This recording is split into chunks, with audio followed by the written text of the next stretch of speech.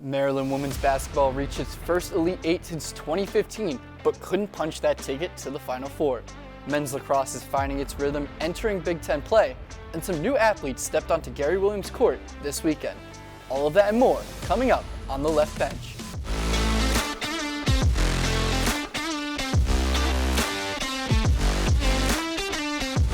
Supposedly we're undersized, but we just lost to the defending reigning champs by 11.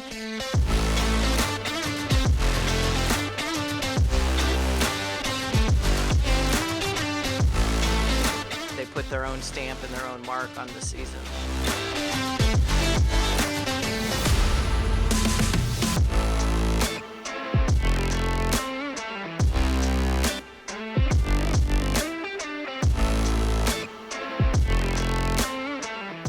Hello and welcome into the Left Bench presented by Terrapin Sports Central. I'm Alex Gary here with Jonas Evans, and we're joining you a few days later than promised. Because Maryland women's basketball took us on quite a ride through the NCAA tournament, but it all came to a gut-wrenching close Monday night in Greenville. Let's take a look at how it all went down.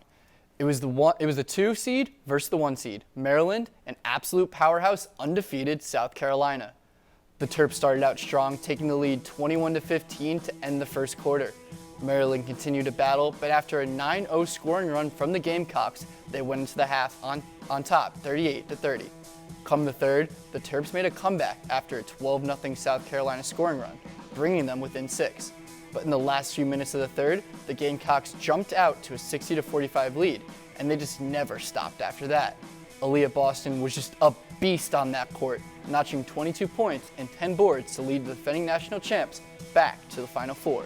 Here's what Brenda Fries and Diamond Miller had to say after the loss. They upheld the standard with so many question marks, but they set their own stamp. Nobody expected this team to be anywhere near an Elite Eight.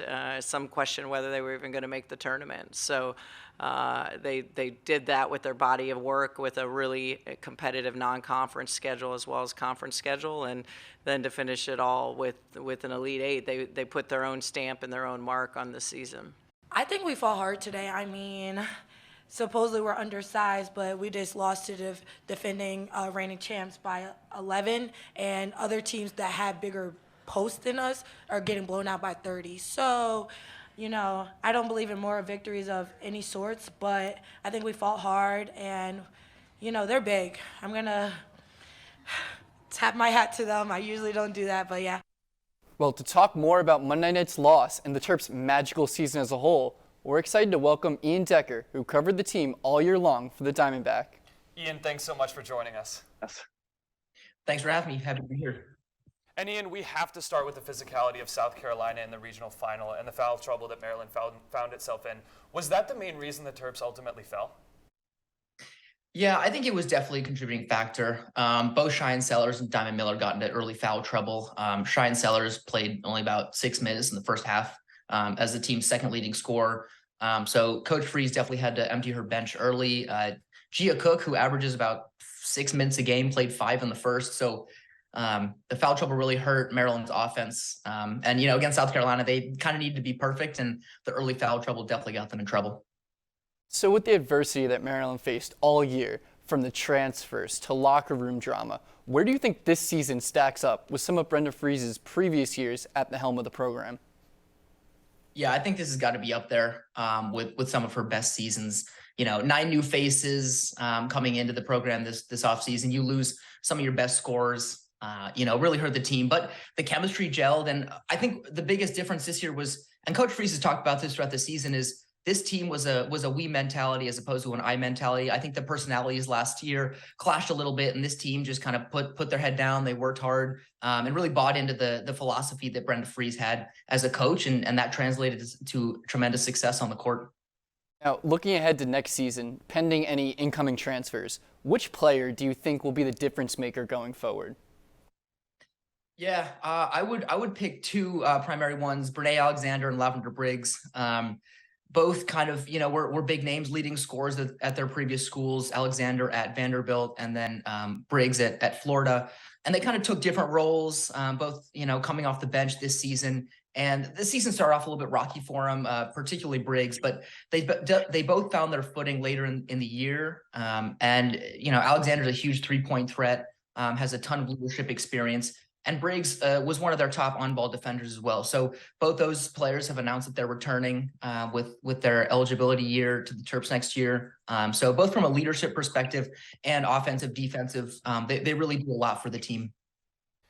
And with Diamond Miller likely leaving to enter the WNBA draft as a projected top 3 pick, will any of the incoming freshmen like Riley Nelson, who we saw had a great game in the McDonald's All-American game, how much of an impact do you think they're going to have on this next season?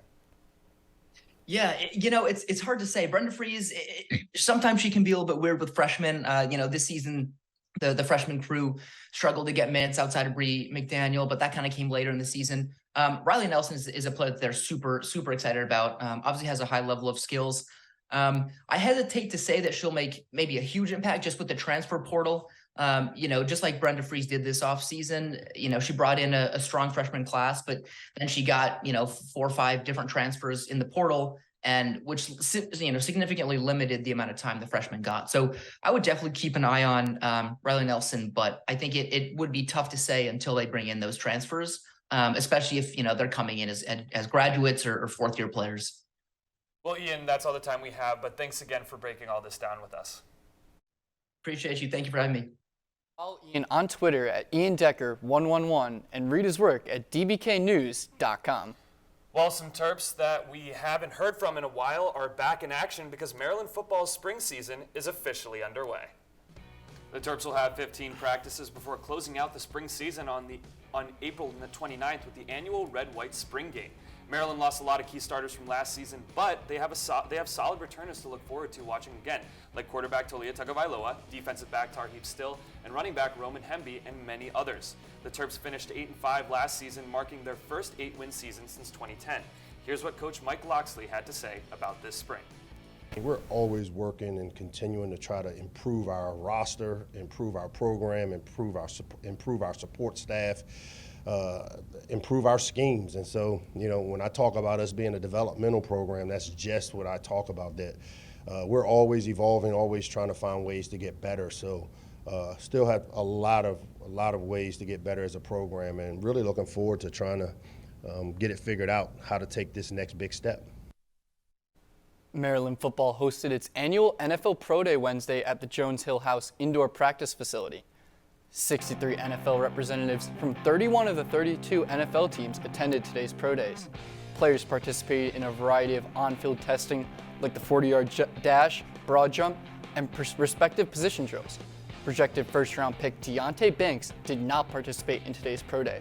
Meanwhile, kickers Chad Ryland, defensive back Jacorian Bennett, and wide receivers Dante Demas, Jacob Copeland, and Rakeem Jarrett headlined the group of participants. Here he is after his showcase. I was talking to a friend about a week ago, and it just realized to me that everybody from Maryland is going to be watching, and I'm going to be the person from Maryland that actually is in the NFL. So just to put on, to do good for the people back in Maryland, for the people that say they know me, that'll mean the world to me if I do something really special. And Jonas, I don't know about you, but 3 months without Terps football was just a little too much for me. I'm glad that we're finally back. Yeah, it's good to see those guys back in action, and with all those NFL teams NFL teams always need kickers. Chad Ryland, I'm sure, was very interesting to a lot of those scouts. Of course. Now, don't go anywhere, because when we return, we'll recap a very successful weekend for Maryland men's lacrosse. And later, we'll crown our Terp of the Week, Pro Terp, and Top 5 plays. Stay with us.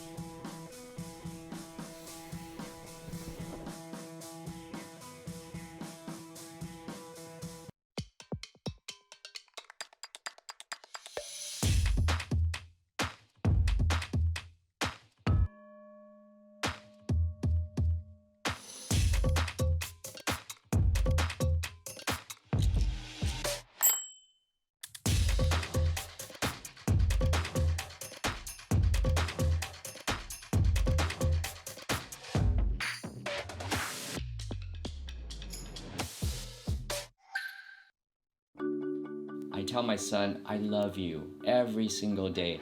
I love you. Now, my dad has never said that to me. Not because he doesn't love me, but because culturally it wasn't comfortable for him. Now that he's a grandfather, he says, I love you to my son every time he sees him. My advice to all the fathers out there, forget the cultural restrictions. They grow up way too fast for you to waste even a single precious moment.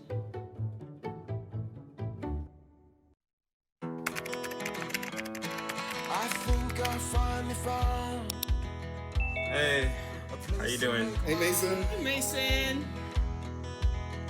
Got a new house. It's looking pretty cool so far.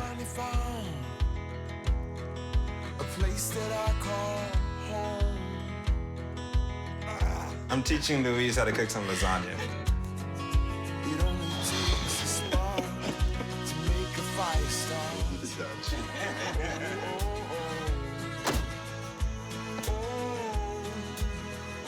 Thank you. Study, please.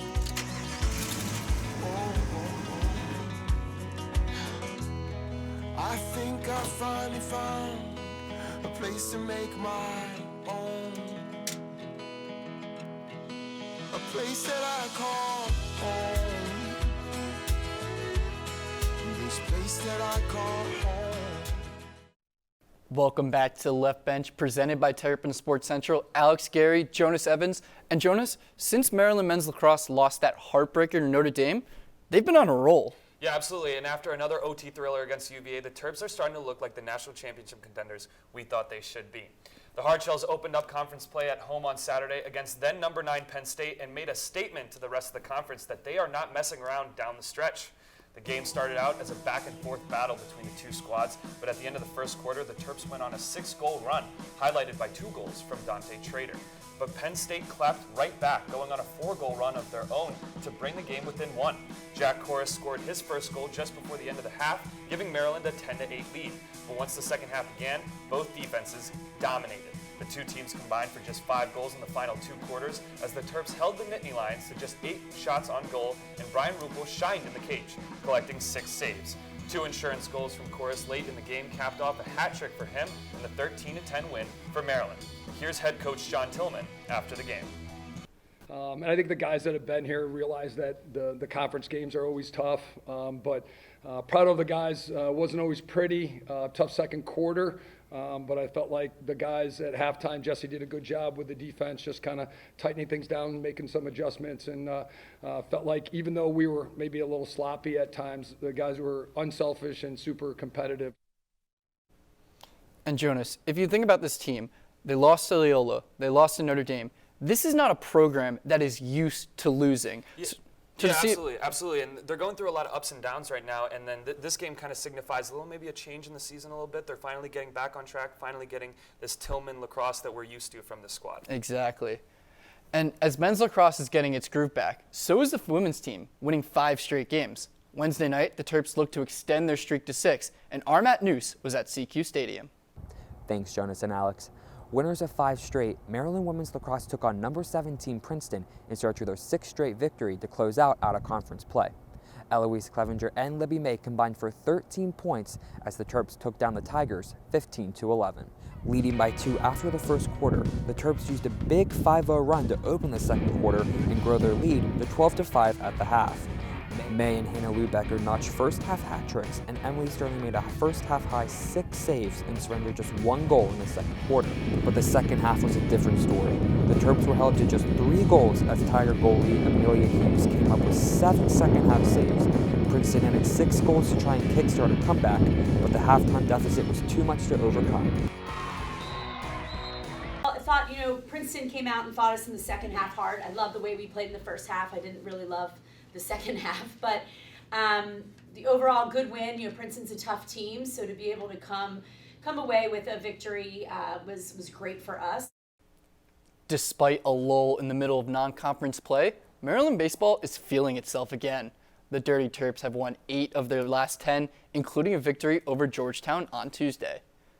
Maryland started off hot following a 1-2-3 inning with an RBI triple off of Matt Shaw's consistent bat. The Hoyas struck right back, loading the bases before cashing in with a 2 RBI double from Keith Savoy in the top of the second. Luke Schliger fired back with an RBI double in the bottom of the same frame. But here came the Hoyas in blazing fashion with a Ubaldo Lopez bomb, adding 2 runs for Georgetown, retaking the lead. Then, in the blink of an eye, the Turdy Terps jabbed back with a 2 RBI single from Eddie Akopian, making it 5-4 after 3. After getting out of an inning with help from this absurd Matt Woods robbery, and he would non-stop there, as Woods continued his stellar inning, this time at the plate. He collected an RBI double, making the score 7-6 in the bottom of the 4th. From this point on, the Terps locked in and never looked back. Nick LaRusso absolutely launched a 3-run homer over the center field wall to go up 2. Rob Vaughn's squad added another RBI in the 7th, and the score stayed 10-7 all the way through. You know, when we're operating like the pack offensively, that's what it is. It's set it up and do your job. And, you know, timely hitting far trumps lots of hits, and that's what we were tonight. I thought we worked at bats. There were several times we were kind of buried in 2-strike counts that we grinded it out and either worked a walk or some loud contact, whatever it might be. Maryland softball didn't have as good of a weekend, dropping all 3 games of its series at Indiana, but the Terps took on Maryland Eastern Shore Wednesday night, looking to get back in the win column. Our Kurt Masline has more. Yeah, guys, after a winless trip to Indiana, Maryland softball returned home for a midweek matchup against Maryland Eastern Shore. It took the Terps only 5 innings to get a 10-0 win, and they allowed just 1 hit in the game. The Terps had a handful of scoring opportunities in the bottom of the 1st through hits and stolen bases, but couldn't capitalize on any of them. They found their groove in the bottom of the 2nd. Trinity Schlotterbeck kicked things off with a 2-run homer to give the Terps an early lead. Kylie Goff and Jada McFarland then combined for 3 RBIs, extending the Terps' lead to 5-0. The scoring continued in the bottom of the 3rd.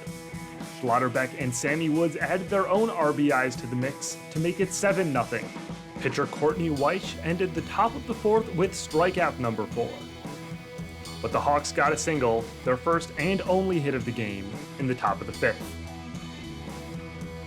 Schlotterbeck took to the plate again in the bottom of the 5th, hitting her 2nd home run of the night to end the game, giving the Terps a 10-0 win. Here's what head coach Mark Montgomery said after the game. We've got to keep putting good at-bats together.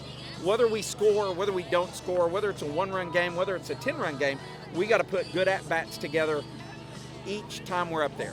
And so we try to keep it simple. Did you get a good swing on a good pitch? And if you did, then we're happy with that. We don't need the outcome. On Friday, number 24 ranked Maryland Gymnastics will head to Pittsburgh to compete in the 2023 NCAA Regionals, a common occurrence under head coach Brett Nelligan. In Pittsburgh, the Terps will be tested early, going against the SEC champion Florida Gators, who have dominated on the floor and beam all season. They will also face off against 15-seeded Arizona State in the winner of a play-in matchup between Towson and Penn State. All Big Ten second-team selections Emma Silberman and Josephine Kugler look to lead the team against some of the best gymnasts in the nation. We're less than 2 weeks into the Maryland men's basketball offseason, and already some good news for Kevin Willard's squad. The Terps' leading scorer is back for another year.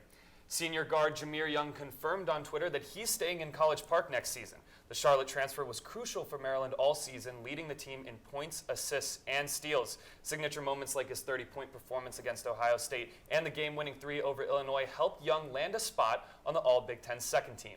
With their leading scorer back on the court, the Terps could cause some serious damage next season. And unlike Young, Hakeem Hart has opted not to return to the Terps next season and will declare for the NBA draft while maintaining his college eligibility and entering the transfer portal. Hart announced the decision on Twitter last Friday.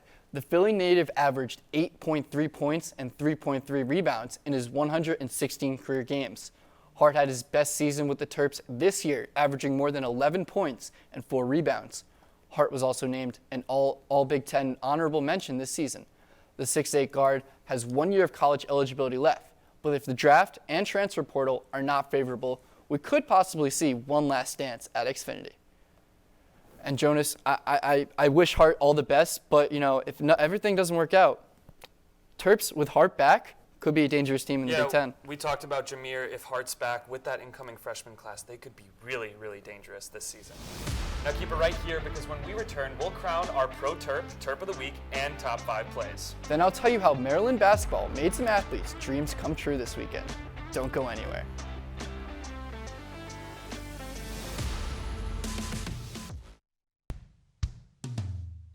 Hey world, I have a quick message. It's about safe driving. All right, let's go. Anytime you're driving, have the seatbelt buckled tight. Both hands on the wheel and your phone out of sight. When not in your hand trying to text somebody back. Because if you do, your car might get smacked. The moral of the story, just put your phone down. The people on the road will stay safe and sound. Put your phone down, put your phone down. People on the road will stay safe and sound. Yeah.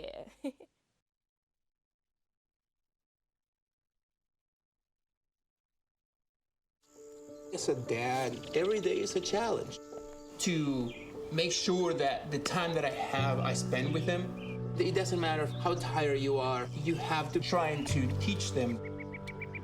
When they learn something new, and you can just see in their faces, it's such an incredible moment. It's those moments that are my favorite. Hey guys, it's me, Isabella Gomez, filling in for Smokey Bear because he's got more to say than just... Only you can prevent wildfires. Like, if you're outside enjoying a barbecue, don't let a hamburger distract you from fire safety. Make sure you aren't dumping your hot coals or ashes onto the ground because that could start a wildfire. So take wildfire prevention seriously and let's save the world one day at a time. Juntos con Smokey Bear, podemos hacerlo. Go to smokeybear.com to learn more about wildfire prevention. Welcome back once again to the Left Bench. I'm Jonas Evans, that's Alex Gary, and before we get to our most exciting part of the show, there were some really excited faces at Xfinity Center this weekend, Alex. That's right, Jonas. Even though both the men's and women's seasons are over, some new players took on to the Gary Williams court this weekend. I was lucky enough to be there. In 2023, Xfinity Center was home to court storms and blowouts. But this weekend, it was the venue for something different. Opportunity. But I just like, basketball because it's fun and you can run as far as getting exercise. Special Olympics Maryland hosted its annual state basketball championship at Xfinity, and teams from all Maryland counties showed out for the chance to showcase their talents on the state's biggest stage. We now declare the 2023 state basketball tournament open! The weekend featured 5v5 matchups, 3v3s, and individual skill events where athletes compete on Gary Williams Court, the Pavilion, or the Armory. I love the highlights, and I love how everybody's enjoying themselves and playing the sport that we all love and enjoy. And I would say I just love how they're opened their gym to us this year. Starting in 2022, Special Olympics Maryland began holding its state tournament at UMD, and the relationship between the school and the organization continues to grow. We really love the engagement of the coaches here when they get involved with our athletes. So it's just a great experience, and for our athletes to be here on campus competing on the same floor, Gary Williams Court, that the Terps men and women teams play on, is just a great experience for them. Although this event was labeled the state basketball championship, this weekend was not about the points, the assists, or any other statistic. Rather, this weekend was about friendship, bravery, and the opportunity to play basketball. A lot of people really don't know how much they can make a change when they're dealing with the Special Olympics with people with disabilities. Special Olympics and its partners continue to expand the world of sports to those with intellectual disabilities and spread their message through the love of basketball. Because Special Olympics isn't just an organization, it's a family. For Terrapin Sports Central, from Xfinity Center, I'm Alex Gary. And Jonas, it was an amazing opportunity to go and cover that, and just seeing all the athletes on the court, smiles on all their faces, it was just a truly once-in-a-lifetime experience. No, it definitely made me smile. That was awesome, and I mean, those are some of the best passes I've seen at Xfinity all year. That was really good stuff. Mm-hmm. And if you want to get involved with Special Olympics Maryland, you can sign up at www.somd.com to see their wide range of volunteering opportunities. Well, our Terp of the Week has only played 8 games for Maryland baseball in his young career, but Sunday's performance proved just how much of a difference maker he can be. That's right, our Terp of the Week is freshman pitcher Kyle McCoy. McCoy was on the mound for the deciding game of the series against UCF, and he delivered. McCoy pitched 8 scoreless innings and struck out 9 batters, both career highs, helping the Terps take the game and the series in Orlando. The career day helped McCoy earn D1 Baseball's Pitcher of the Week and Big Ten Pitcher and Co-Freshman of the Week. Congrats to Kyle. And from the dirt to the hardwood for our pro Terp, who's been lighting it up in Greece. After an unbelievable performance in the Euro Cup, it's none other than Anthony Cowan Jr. Cowan is starting to dominate in the Greek Basketball League for Prometheus Patras, BC. In the past 2 games, he's been on a tear, averaging 32 points per game.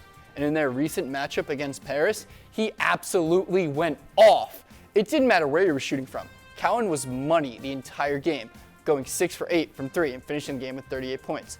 With the game tied at 81, it's almost like deja vu, as Cowan showed signs of 2020 and sank a 3 at the buzzer. That's something we just love to see. And all right, Jonas, let's get it started. Top 5 plays, here we go. All right, let's do it. At number 5, it's Eric Kohler going between the legs for the goal. We talked about how important of a game that was for Maryland lacrosse, and look at that, just shining everywhere on the field. And at number 4, Nick LaRusso absolutely smashes that. That goes out of the park. Nick LaRusso has been smashing the ball all season long. It's great to see it here again at a pivotal moment in the game. What a hit. What power by LaRusso. What a play. Yeah, speaking of power, look at Cheyenne Sellers getting inside against South Carolina. They're supposed to be the physical team. Cheyenne Sellers showing what she's got for the and one. Beautiful, tough finish from her there. She was so important in that game. And for number 2, we got Kyle Long finishing off balance, diving a little into the crease, showing his spot-on accuracy, putting it in off balance. Way to put that in. All right, this one's just unbelievable. Matt Woods, home run robbery, gets it before it's going out of the park. That is a beautiful catch. Just one, maybe the best we've seen all season from Terps baseball.